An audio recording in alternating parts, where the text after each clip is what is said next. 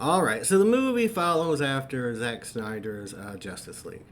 In fact, it kind of sets up the end of that as James Gunn gets ready to take over the DC universe, right, and reboot everything. So, yeah, we start off with Flash. He figures out he can run faster than time. It kind of just goes off of the Flashpoint storyline in the comics. If you're familiar, fellow geeks, he wants to travel back in time to stop a tragedy. I don't think it's a spoiler to say it's to save his deceased mother, right? I think that's in the trailers and stuff.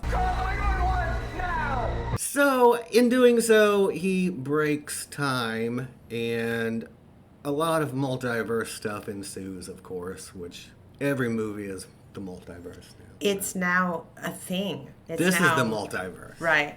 We're going to start just doing offshoots of this channel. I'm Dan from the multiverse. I'm Margie from the multiverse. I'm Evil Dan. Oh, we're all from the multiverse. It's a whole thing now, okay? Everybody's got a multiverse. Whole generation of kids are going to grow up without doubting there's a multiverse, without realizing it's not a scientific fact, folks. It's, it's a theory. It's a crazy maybe. Don't make me what if? break out my whiteboard and start doing some physics. Yeah.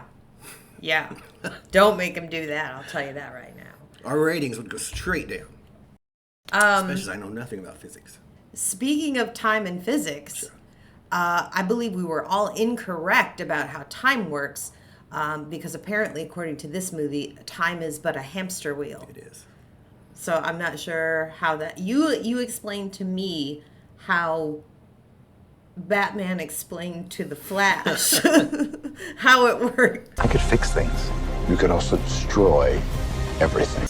Well, I mean, he runs so fast, right, that he can go faster than the speed of light. So, kind of, I guess, going off Einstein stuff, he's going to go back in time. He would also turn into light. But that's a whole other thing, which I don't think he did. Maybe he did. I don't know what was going on there once he goes back in time. You describe it, because you did it best. What the heck is going on? It is the hamster wheel of time. Okay. Yeah. So in the movie, they show him, of course, running as fast as he can, right? And it becomes this blur. And then all of a sudden, a hamster wheel forms around him like a ball that you would put a hamster in. Yeah. And then like this round, Theater in the Round style time, like people who've been in his time loop, I guess, appear and start rolling backwards. And then he can apparently just stick his head out whenever he sees something that he wants to engage in and go, oh, that's the scene I want to redo in my life, and just step right out into it. Yeah. I don't know how he gets back. They never explain Timey-wimey stuff. that part of it, and how he can stop running to look around, because he stops a couple times and sticks his head out and looks around. And That didn't make sense to me either.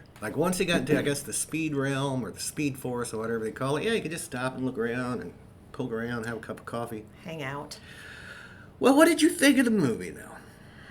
Overall, I thought it was pretty good. I did think, even though every movie now includes a quantum multiverse, including probably the new Little Mermaid movie that came out. I'm sure it involves the multiverse. But I thought they handled that part of it pretty well. They had a pretty novel explanation for it. Yeah. Which I hadn't heard before. Never heard of the hamster wheel of time, but sure. Yeah, that's what it is. Why not? It's a movie that plays very heavily on nostalgia, right? For old folks like me, old geeks like me, you've got Michael Keaton back as Batman, you've got some other Easter eggs and old stuff that I don't want to spoil all those, because one of the best parts of the movie really is, if you like picking out Easter eggs and stuff like that, it can be pretty fun for this one. So yeah, I mean, I'm not judging that. Does it make the best movie? Not always, but it can be fun. I mean, our channel plays pretty heavily on nostalgia, so not judging. Right. We're all for it. Got some laughably bad CGI in places. I mean... It's got Cats level CGI. Yeah. Dame Judi Dench is showing her butthole in this one, I think. But it's close. It's close. There are moments when you're like, you may think, was that Judi Dench's? Dame Judi Dench's maybe it's not quite as bad as butthole. Cats, but look, there are some babies early on that don't look really like, they look like melting babies. Yeah. And here's the thing, too. And I'm going to get geeky. With great power comes great responsibility. Sure. Do we need that much CGI? I don't think so.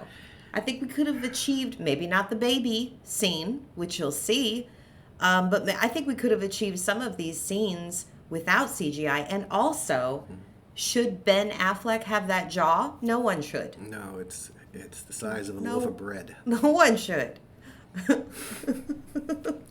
Yeah, I had the same problem with Guardians of the Galaxy 3, which I enjoyed, but it's like 80% of the movie is CGI, stuff that normally wouldn't be. Like, if we're just sitting here talking, if this was The Flash, my chair would be CGI, the spot painting would be CGI, you might be, my hat might be.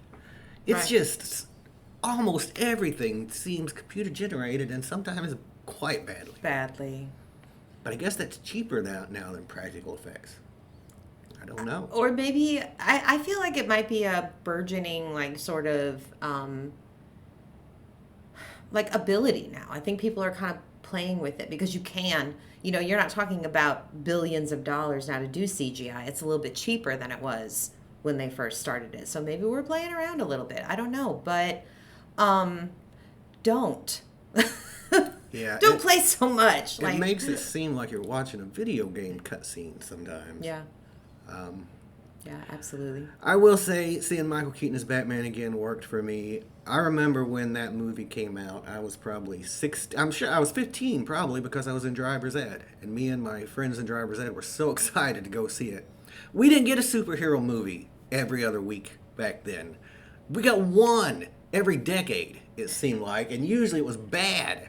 This one was actually good, and me and Glenn, my friend Glenn, saw it twice in a row, went to the movies, just stayed on to the second showing, watched it, I think we snuck into the bathroom so we didn't have to pay again, I can't remember.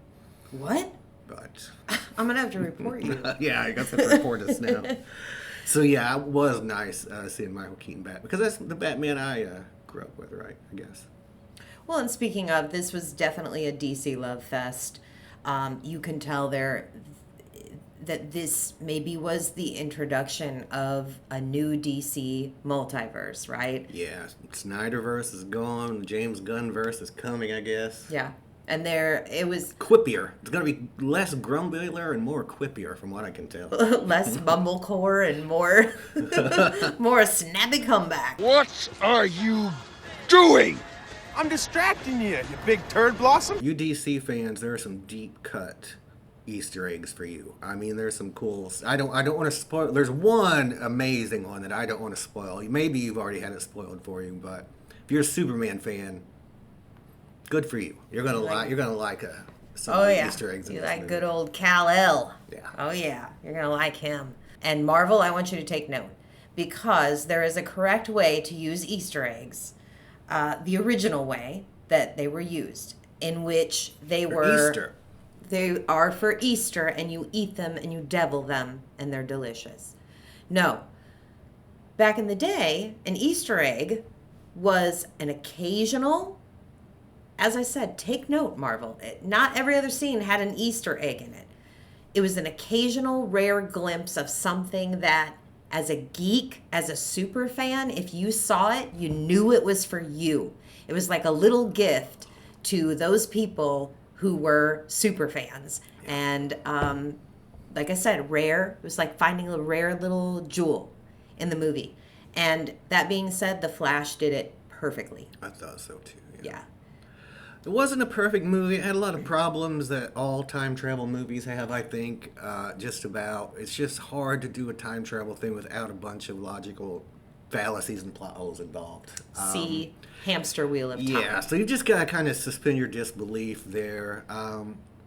The stakes seem non-existent because there's so many universes in some of this multiverse stuff where, hey, if this one dies, I just go to right next door. Everything's almost exactly the same. So it's like, it doesn't matter what happens. There's another one of this dead person right in the next universe will pull over. But I did enjoy it. Yeah. 3 out of 5 Lightning bolts. lightning bolts. Okay. I'm gonna say, I might go as high as 3.5 lightning bolts. yeah, I was gonna say like 3.5, maybe. Parts of it were 4s. So would I recommend that you go out and see this movie? I mean, I would. It was worth it. Yeah. Hit like and subscribe. And Doing a flash. yeah.